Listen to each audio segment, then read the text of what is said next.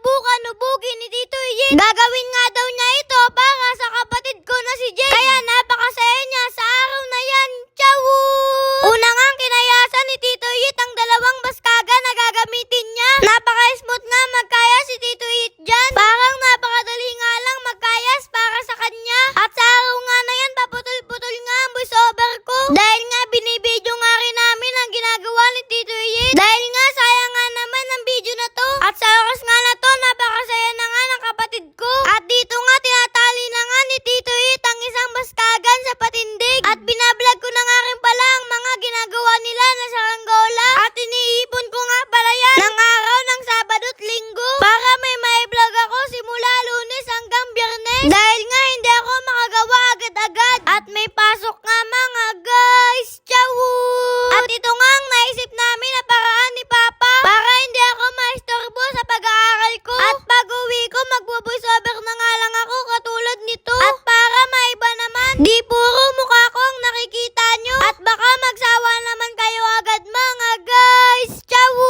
At sa part nga na to, nabagtingan na nga pala ni Tito Yit ang dalawang baskagan dyan. At tinatali na nga niya pala ito sa ginawa niyang patindig. Kay Tito Yit nga rin pala ako minsan nagpapaturo kapag may naisip akong gagawin na saranggola. Lalo na sa mga sukat-sukat na saranggola. Dahil dun talaga ako madalas nagkakamali. Dahil kung may isang baskagan ka lang o bagting na hindi pantay, sigurado hindi na magandang lipad o baka hindi na lumipad ang ginawa mo na saranggola. At dito nga naikabit na nga ni Tito Yit ang extension na baskagan para magmukhang lawin nga ang saranggolang ginagawa niya. Di ko na nga rin pala pinatagal yun. At dito nga pinapabalatan na nga ni Tito Yit ang saranggolang ginawa niya. At solong-solo nga rin pala si Jang nagpapabalat. Sabi ko nga sa inyo medyo marunong nga gumawa si Tito Yit ang saranggola. Kaya siguro easy lang sa kanya ang magpabalat kahit ganyang kalaki na saranggola. At para sa akin nga napaka-pulido nga rin niya. Gumamit ng katol para dumikit ang pabalat ng saranggola. At di ko nga halos makita na may butas ang pabalat niya. Sana balang araw maging ganun din ang pagpapabalat ko. Yung tipong wala halos butas sa pagkakatol. Bago ko nga pala makalimutan at bago matapos ang video na to, shoutout nga pala kay Kuya Daryl Salgado aka